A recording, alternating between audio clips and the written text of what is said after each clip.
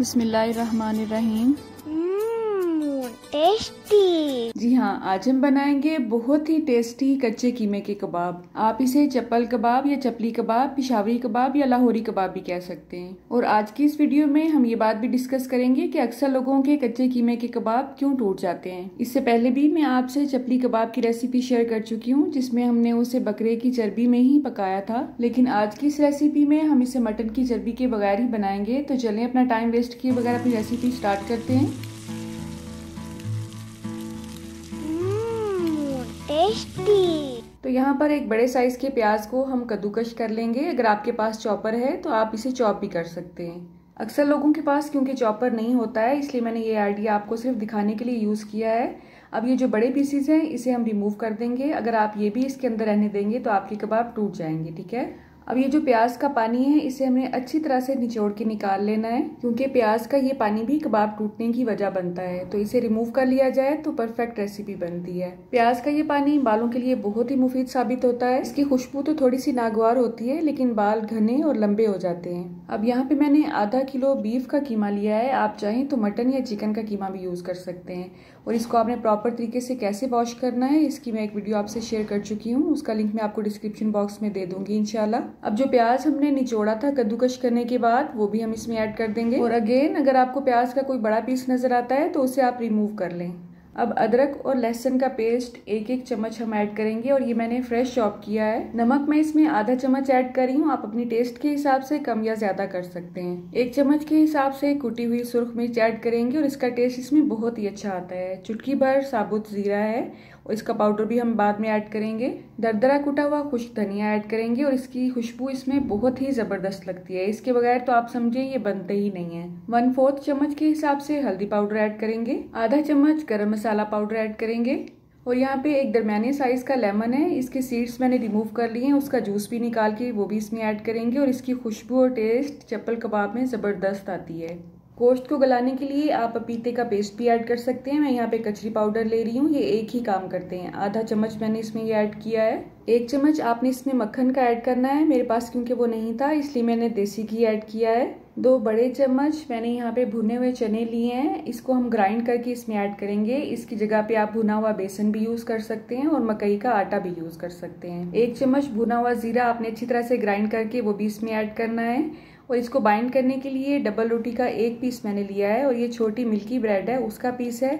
अगर आप बड़ा पीस ले रहे हैं तो हाफ इसमें ऐड कर दें। इसे मैंने अच्छी तरह से ग्राइंड कर लिया था, वो इसमें ऐड किया है। मुट्ठी भर पुदीना अच्छी तरह से धोने के बाद बारीक बारीक काट लेंगे, वो भी इसमें ऐड करेंगे। यहाँ पे मैंने चिलीज लिए हैं, उनको भी धोने के बाद अच्छी तरह से बारीक बारीक चॉप करके इसमें ऐड करना है। सब्ज धनिया और पुदीना इसमें बहुत ही अच्छा लगता है। आप चाहें तो अनारदाना को अच्छी तरह से कूट के वो भी इसमें डाल सकते हैं, या अगर आपके पास अनारदाना पाउडर है तो वो भी इसमें यूज कर सकते हैं। अब इन तमाम अज्जा को पहले हम चम्मच से अच्छी तरह से मिक्स करेंगे, और उसके बाद हाथ से अच्छी तरह से आटे की तरह गूंद लेंगे। जितना अच्छा आपने इसे गूंदना है उतना ही अच्छा कबाब का टेस्ट आएगा, और आपका कबाब टूटेगा नहीं। इन तमाम अज्जा को मिक्स करने के बाद मैंने इसमें एक अंडा भी ऐड किया था, उसकी वीडियो क्लिप मेरे से मिस हो चुकी है।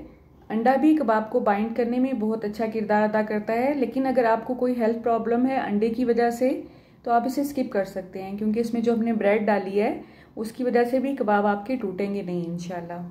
कबाब टूटने की एक वजह कीमा भी होता है। अगर आपका कीमा दानेदार है और मोटा है तो भी कबाब टूट सकते हैं। तो आपने जो कीमा कबाब के लिए इस्तेमाल करना है उसे 2 बार आपने मशीन से निकलवाना है। और अगर आप उसमें थोड़ी सी चर्बी भी डलवा लेते हैं तो दी बेस्ट है। चर्बी भी कबाब को टूटने नहीं देती है। तो इस अमेजे को मैंने बहुत अच्छी तरह से गूंद लिया है। अब हम इसे कवर करेंगे, और इसे तकरीबन 1 से 2 घंटे के लिए आपने रखना है, तो इसका टेस्ट बहुत अच्छा आएगा इंशाल्लाह। लेकिन अगर आपको जल्दी है तो 30 मिनट भी इसके लिए इनफ है।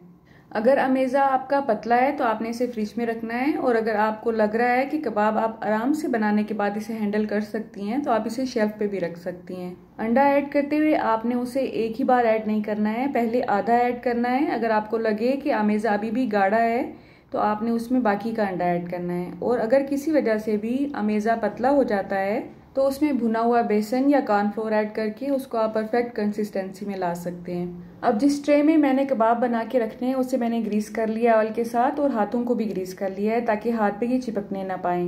तो आप हाथों पे अगर ऑयल नहीं लगाना चाहते हैं तो पानी भी लगा सकते हैं। आप जिस शेप के भी कबाब आप बनाना चाहते हैं, जिस शेप के आपको अच्छे लगते हैं वो शेप आप इन्हें दे सकते हैं।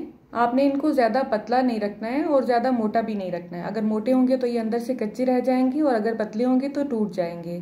अब जितना भी कीमा था उनको मैंने इस तरह से पार्ट्स में डिवाइड कर लिया है ताकि इनकी टिक्कियाँ बनाने में आसानी हो। और ये सारी टिक्कियाँ मैंने झटपट रेडी कर ली हैं। अब इनको सिर्फ 10 मिनट के लिए ही हम फ्रीज़र में रखेंगे, जो बर्फ़ जमाने वाला खाना है उसमें रखेंगे और उसके बाद इन्हें फ्राई करेंगे। अब फ्राइंग पैन या तवा जिस पे भी आपको आसानी होती है उस पर आप इन्हें फ्राई कर सकते हैं। और आपने इन्हें घी में फ्राई करना है, ऑयल में इनका रिज़ल्ट अच्छा नहीं आएगा और टूटने का खतरा ज़्यादा होगा। अब इनको फ्राइंग पैन में या तवे में रखते हुए भी आपने एहतियात से काम लेना है। यहाँ पे मैंने वीडियो की स्पीड को थोड़ा सा बढ़ाया हुआ है ताकि वीडियो ज़्यादा लंबी ना हो, लेकिन आपने इसे निहायत एहतियात के साथ तवे पे डालना है, ठीक है। आपने गौर किया होगा इसमें घी मैंने अच्छा खासा डाला है। कम घी में ये टूट सकती हैं, इसलिए आपने इसी क्वांटिटी में ही घी ऐड करना है। और जब आपको आइडिया हो कि एक साइड से ये पक चुकी हैं तो आपने इसकी साइड चेंज करनी है और निहायत एहतियात के साथ इसकी साइड चेंज करेंगे। अगर आपने ये फर्स्ट टाइम बनाए हैं और ये टूट रहे हैं तो आपने परेशान नहीं होना है। इंसान सीखते सीखते ही सीखता है। मेरी भी ये कोई पहली ट्राई नहीं है, क्योंकि मैं बनाती रहती हूँ इसलिए इसमें परफेक्शन आई है। मैंने अपनी पूरी कोशिश की है कि इस वीडियो में वो तमाम गलतियाँ कवर कर सकूँ जो मैंने की, ताकि वो आप ना दोहराएं और आपके कबाब इसी तरह से परफेक्ट बने जैसे आज मेरे बने हैं। चूल्हे की आंच को आपने बहुत ज़्यादा स्लो भी नहीं रखना है और बहुत ज़्यादा तेज़ भी नहीं रखना है। इसे आपने स्लो टू मीडियम रखना है और इन्हें बार बार पलटना भी नहीं है। जस्ट 2 से 3 मिनट के अंदर ही ये दोनों तरफ से बहुत अच्छा सा कलर ले लेते हैं। गोश्त को गलाने के लिए हमने इसमें कचरी पाउडर ऐड किया हुआ है, तो इनके कच्चा रहने का तो सवाल ही पैदा नहीं होता है। आप देख सकते हैं दोनों तरफ से इन्होंने बहुत अच्छा सा कलर ले लिया है और बहुत ही परफेक्शन आई है इसमें। देखने में ये जितने टेस्टी लग रहे हैं खाने में भी उतने ही टेस्टी थे अल्हम्दुलिल्लाह। तो इसे आप ज़रूर ट्राई करें और अच्छा या बुरा जैसा भी एक्सपीरियंस हो मुझे कमेंट बॉक्स में ज़रूर शेयर करें। अल्लाह आप सबका दस्तरखान सजाए रखे और हम सबको सेहत और ईमान का रिज़्क अता फरमाए। अल्लाह हम सब के रिस्क में कसरत से ज़्यादा बरकत और आसानी अता फरमाए। रुके रुके सुने, जाने से पहले वीडियो को लाइक कर दें, अच्छी लगी तो शेयर कर दें और सब्सक्राइब करने के बाद बेल का आइकन भी ज़रूर प्रेस करें। जज़ाकल्लाह। मेरी नेक्स्ट वीडियो तक अल्लाह हाफिज़।